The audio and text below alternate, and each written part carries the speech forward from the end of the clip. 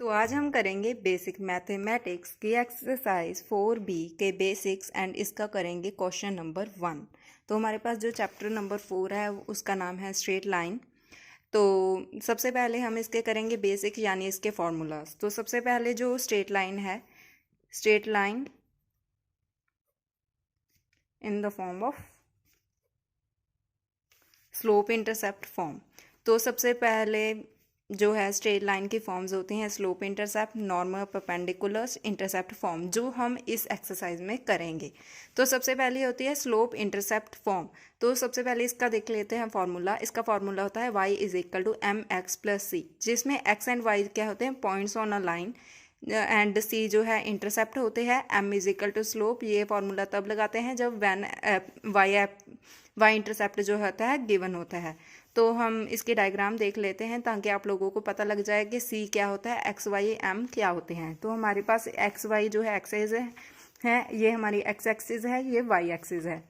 तो इस पे मैंने एक लाइन ड्रॉ कर दी है ये वाली, जिसका मैंने जो एक्स एक्सिस पे जहाँ पे वो टच हो रहा है उसका ए नाम है, और जहाँ पे बी एक्सिस जो है टच हो रहा है उसका बी नाम रखा है।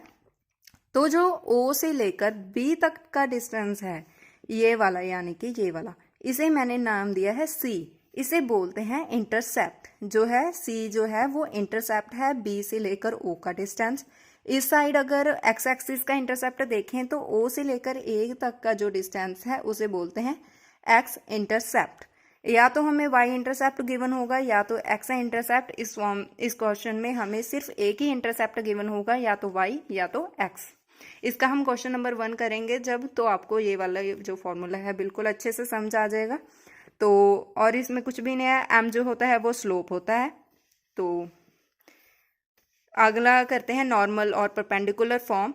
तो उसका सबसे पहले फॉर्मूला होता है x cos omega plus y sine omega is equal to p. Omega की जगह पर अल्फा या फिर थीटा भी ले सकते हैं। तो पी इसमें जो है लेंथ ऑफ परपेंडिकुलर है, एक्स वाई पॉइंट्स हैं लाइन पर, ओमेगा एंगल है हमारा, पी हमेशा जो है, पी की वैल्यू हमेशा जो है पॉजिटिव होती है।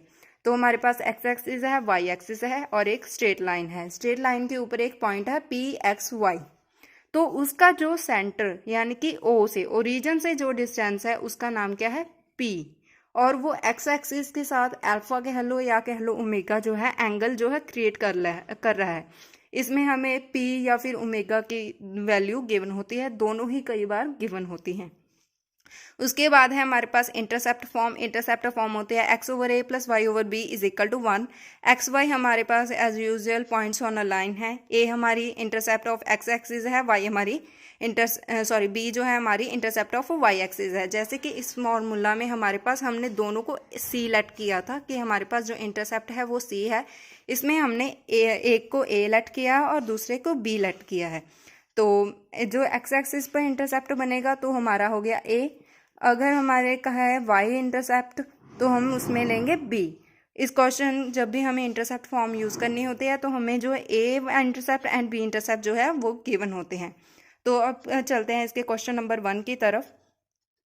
तो हमारे पास क्वेश्चन गिवन है, find the equation of line with slope m, slope यानी कि एम, एंड वाई इंटरसेप्ट यानी कि वाई एक्सिस पर जो इंटरसेप्ट बन रहा है उसकी वैल्यू क्या है, -2।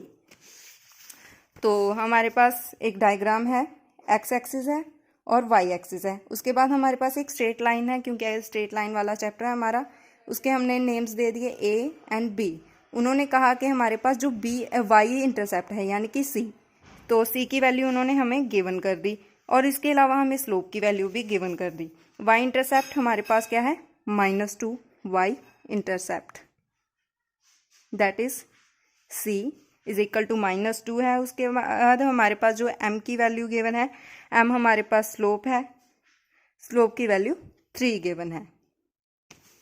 तो इस पर हम कौन सा फार्मूला लगाएंगे, y is equal to M X plus C. Therefore equation of line is equal to y is equal to M X plus C. तो हम इसका ए पार्ट कर रहे हैं फर्स्ट क्वेश्चन का। तो मैंने सारी वैल्यूज़ दोबारा से यहाँ पे लिख दी हैं। वैल्यूज़ को करेंगे पुट। m की वैल्यू है हमारे पास 3 इंटू क्या है x, प्लस c की वैल्यू है हमारे पास -2। इसे सॉल्व आउट करेंगे तो हमारे पास बन गया y is equal to 3x minus का 2। हमें इक्वेशन ऑफ लाइन जो फाइंड करनी थी वो फाइंड आउट हो गई। यही हमारी इक्वेशन ऑफ लाइन है। इसका फर्स्ट पार्ट हो गया। अब करेंगे इसका बी पार्ट। तो हमारे पास क्वेश्चन गिवन है, determine the equation of the line which cut off the intercept -5 on y axis and slope 1/2। तो हमें फिर से इक्वेशन ऑफ लाइन जो है फाइंड करनी है। वो इंटरसेप्ट कर रहा है -5 किस पर, वाई एक्सिस पर, और उसका स्लोप क्या है 1/2। तो देखते हैं इसका बी पार्ट। तो हमारे पास एक्स एक्सिस है, वाई एक्सिस है, उसके ऊपर जो है एक स्ट्रेट लाइन है। तो वाई इंटरसेप्ट कर रहा है यानी कि सी की वैल्यू यहाँ पे आएगी। तो सी की वैल्यू हमारे पास गिवन है, एम की वैल्यू गिवन है। सी की वैल्यू हमारे पास गिवन है -5 एंड स्लोप की वैल्यू है 1/2। -5 एंड 1/2। फिर से हमें स्लोप एंड जो है इंटरसेप्ट फॉर्म जो है गिवन है, इस पर हम फिर से इक्वेशन ऑफ लाइन वाला फॉर्मूला लगाएंगे, स्लोप इंटरसेप्ट फॉर्म वाला, y is equal to mx plus c. y as it is, x को हम हमेशा एज इट इज़ लेकर चलते हैं। m की value 1/2 into x plus c की वैल्यू -5, y की वैल्यू आ गई 1/2 x माइनस का 5, जो 2 डिवाइड में है इस साइड। पहले इसका लेंगे हम एलसीएम, क्योंकि अगर तो ये इसके साथ मल्टीप्लाई के साथ होता पूरे के पूरे x -5 के साथ, लेकिन अब मल्टीप्लाई में नहीं है ये, तो हमें इसका सबसे पहले लेना पड़ेगा एलसीएम। तो हमारे पास ये वाली वैल्यू है, एलसीएम लेंगे तो इसके नीचे आ जाएगा 1। तो एलसीएम आएगा y is equal to 2, LCM आ गया x -10, क्रॉस मल्टीप्लाई इन दोनों की आपस में क्रॉस मल्टीप्लाई। तो y की वैल्यू आ गई x -10। तो जो ये वाला डिवाइड में 2 है उसे उस साइड ले जाएंगे तो हमारे पास बन गया 2y is equal to x -10। तो हमें इक्वेशन बनानी है, तो हम जो 2y है उस साइड ले जाएंगे तो हमारे पास बन गया x -2y -10 is equal to 0। ये हमारी जो है इक्वेशन ऑफ लाइन जनरेट हो गई। ये हमारा इस क्वेश्चन का भी आंसर है।